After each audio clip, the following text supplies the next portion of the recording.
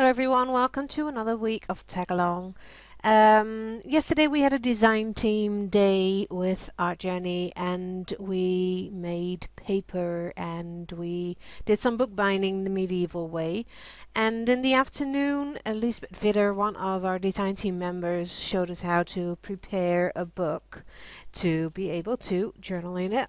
So I started it yesterday afternoon, and today I want to play with in it. It's going to be my intuitive book, the book of intuition, or whatever you want to call it. But I'm just going to start pages in this book, and then not think about it as I normally do, but really go and do whatever I feel like without thinking about it, if it looks good or whatever.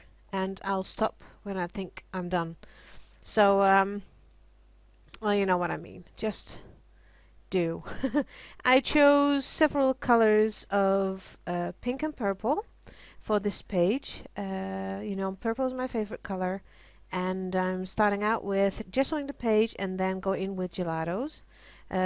Try to rub it with my fingers only, but I used a baby wipe to get my fingers a bit wet, and that helps. And after that, the lightest part I did with baby wipe entirely.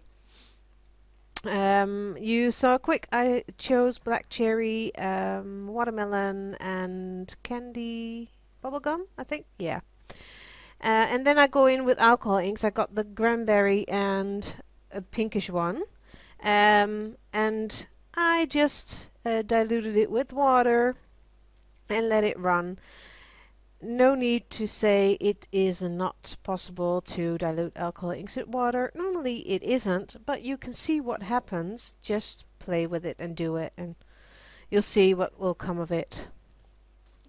And I do like the way this looks. And then a piece of the paper teared or ripped.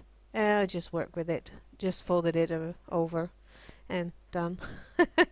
So I really wanted to use this napkin. First I thought about using the whole thing, but I chose a few of the butterflies and the dragonfly. I used gel medium to glue it down.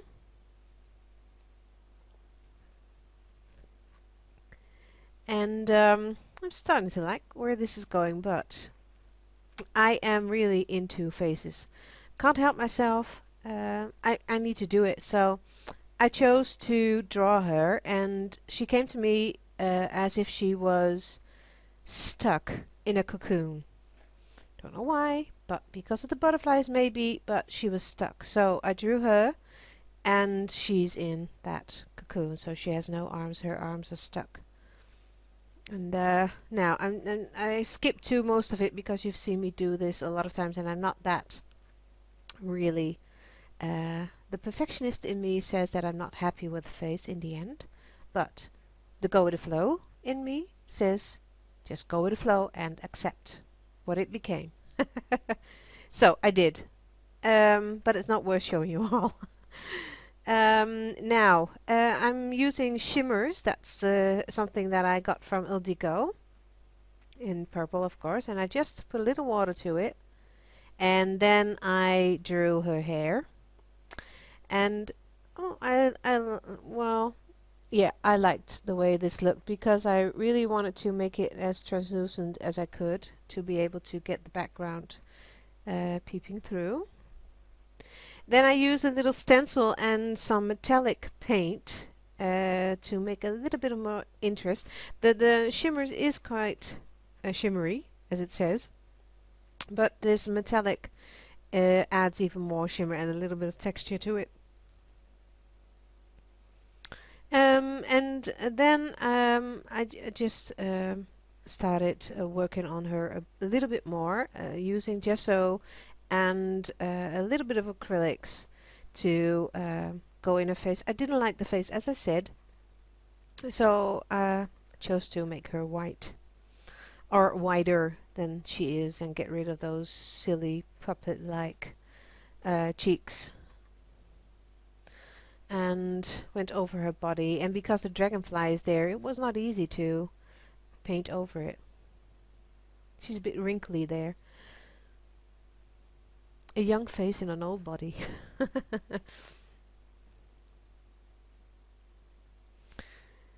Now, this looks quite fast, but this took me a while because I was started to get stuck, and when I get stuck, I overthink things.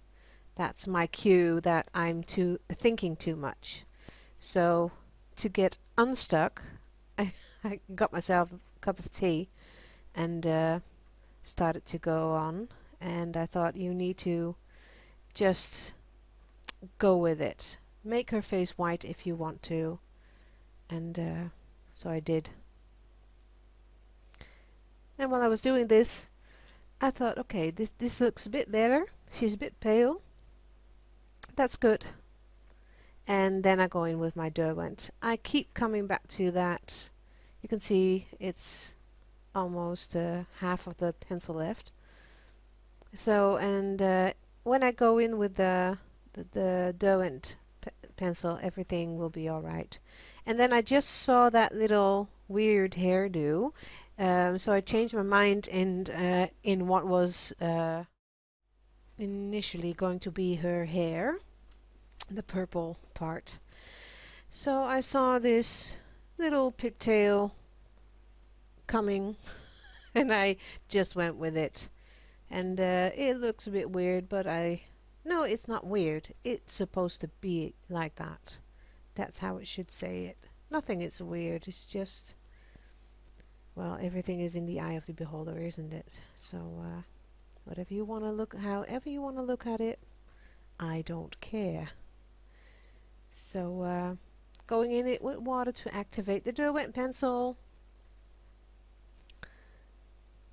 And then I made a thick line around her face, like she was wearing a cap with pigtails on it. And whenever I go in with that water brush, it really looks super, better, more defined. I really like it. Now, normally I don't look at Facebook or any other social media while I'm creating, but this time I did, and I came across a saying. It doesn't say from who it's from, but I really like the way that it was going. So it says, sometimes the strongest among us are the ones who smile through, silent pain, cry behind closed doors, and fight battles nobody knows about. So I thought that was a really nice saying, and I really wanted to do it in my own handwriting instead of stamps that I normally use. So I would choose this parchment paper kind of thing, and I just wrote it down on that piece of paper and then I glue it down. And that's it. I don't have a bad handwriting, but I really would like to be able to write those beautiful curly letters, and well, maybe by practicing a bit more. But I really needed to write it down myself. So, done with that as well. Now, what did I do next? Oh, I went around it with, after drying it, of course, with my marker, just to create a little border around the words. And here I go.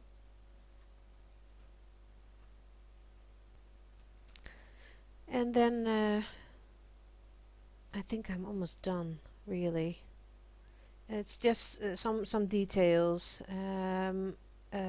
white for some splatters. I use acrylics with a bit of glazing to thin it a little bit, and then I wanted to do droplets, but it was a bit too thick, and then I got those beautiful lines, and I really liked that instead of the droplets, so I let it just go. You can see how it looks. I got rid of the large drops just by getting rid of them with my finger. So a little bit more attention to her eyes, a bit more white, going in with the marker after that, and then I'm almost done. I really didn't know what to do anymore, except for I wanted to do a white border around the page. Yes, I'm not ill. And normally I would do black, but there was already a kind of dark border around the page anyway, and I had leftover paint, so that's why a white border. And I really like the way that that came out. So I started here, as you can see, and after that it looked, well, quite nice, I think. Let's see when I'm done. I thought I cut this, but I might have cut the wrong part of the video. I don't know, we'll see. But I really think that this made a difference. This the white border. It kind of softened it or something. But it was a kind of a, well, in the end it was a bit of a sad page. But sometimes you need to do sad if you need to. So a little bit of alcohol ink, just splashing with it wherever it will fall, it falls. And I'm okay with that. Just drying the brush on my paper, using the leftover alcohol ink to go around it, and then I'm done. So I hope you liked it, everyone, and I'll see you next time on another Tagalong Tuesday. Bye bye. Bye bye.